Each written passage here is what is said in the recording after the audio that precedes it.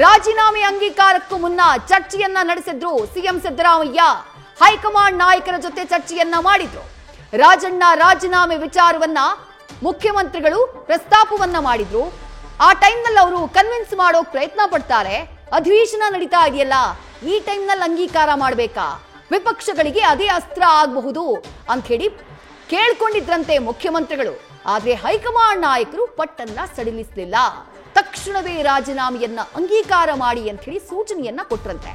High command ಸೂಚನೆಯ ಹಿನ್ನೆಲೆಯಲ್ಲಿ ರಾಜೀನಾಮೆಯನ್ನ ಅಂಗೀಕರಿಸುವಂತಹ ಕೆಲಸವನ್ನ ಸಿಎಂ ಸಿದ್ದರಾಮಯ್ಯ ಮಾಡಿದ್ರು ಅನ್ನುವಂಥದ್ದು ಈಗ ನ್ಯೂಸ್ ಫಸ್ಟ್ಗೆ ಲಭ್ಯವಾಗ್ತಾ ಇರುವಂತಹ ಉನ್ನತ ಮೂಲಗಳ ಮಾಹಿತಿ.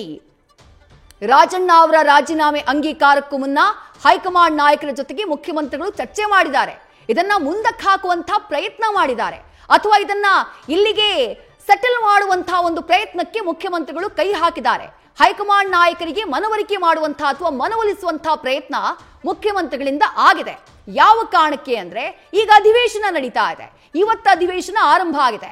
ಈ ಅಧಿವೇಶನದ ಸಂದರ್ಭದಲ್ಲಿ ರಾಜ್ಯ ಸರ್ಕಾರದ ಒಬ್ಬ ಸಚಿವರ ರಾಜೀನಾಮೆಯನ್ನ ಪಡ್ಕೊಂಡ್ಬಿಟ್ರೆ, ಅವರ ರಾಜೀನಾಮೆಯನ್ನ ತಗೊಂಡ್ಬಿಟ್ರೆ, ರಾಜೀನಾಮೆ ಅವರ ತಲೆದಂಡವನ್ನ ಮಾಡ್ಬಿಟ್ರೆ ಅದು ಸರ್ಕಾರಕ್ಕೆ ದೊಡ್ಡ ಹೊಡೆತ, ಸರ್ಕಾರಕ್ಕೆ ಡ್ಯಾಮೇಜ್ ಆಗ್ಬಿಡುತ್ತೆ. ವಿಪಕ್ಷಗಳಿಗೆ ನಾವು ಆಹಾರ ಆಗೋಗ್ಬಿಡ್ತೀವಿ. ಸದನದಲ್ಲಿ ಅದೇ ವಿಚಾರ ಪ್ರಸ್ತಾಪ ಆಗುತ್ತೆ. ಇದು ದೊಡ್ಡ ಮಟ್ಟದಲ್ಲಿ ಗೊಂದಲ ಕ್ರಿಯೇಟ್ ಮಾಡಿಬಿಡುತ್ತೆ ಅನ್ನುವಂತಹ ವಿಚಾರವನ್ನ ಮುಖ್ಯಮಂತ್ರಿಗಳು ಹೈಕಮಾಂಡ್ ನಾಯಕರ ಗಮನಕ್ಕೆ ತರುವಂತಹ ಪ್ರಯತ್ನವನ್ನ ಮಾಡ್ತಾರೆ. ಅಧಿವೇಶನ ನಡೀತಾ ಇರುವಂತಹ ಕಾರಣಕ್ಕಾಗಿ ಅಂಗೀಕಾರ ಮಾಡಬೇಕಾ ಅಂತ ಹೇಳಿ ಮನವರಿಕೆ ಮಾಡುವಂತಹ, ಮನವೊಲಿಸುವಂತಹ ಪ್ರಯತ್ನವನ್ನ ಸಿಎಂ ಸಿದ್ದರಾಮಯ್ಯ ಅವರು ಮಾಡಿದ್ರಂತೆ.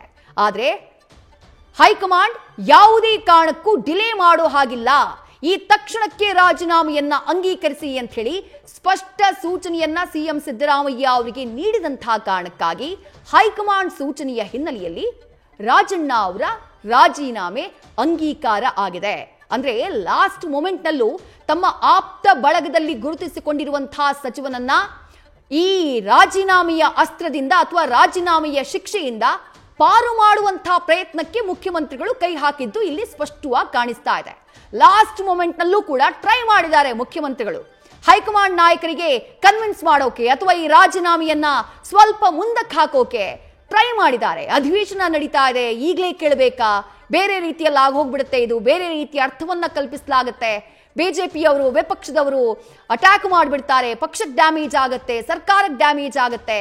ಇದೆಲ್ಲವನ್ನ ಮುಂದಿಟ್ಟು ಹೈಕಮಾಂಡ್ ನಾಯಕರಿಗೆ ಮನವೊಲಿಕೆ ಮಾಡುವಂತಹ ಪ್ರಯತ್ನ ಮುಖ್ಯಮಂತ್ರಿಗಳಿಂದ ಆಯಿತು. ಆದರೆ ಹೈಕಮಾಂಡ್ ಸೂಚನೆ ಬಹಳ ಸ್ಪಷ್ಟವಾಗಿತ್ತು, ಈ ಕ್ಷಣದಿಂದಾನೇ ರಾಜೀನಾಮೆಯನ್ನ ಪಡಿಬೇಕು.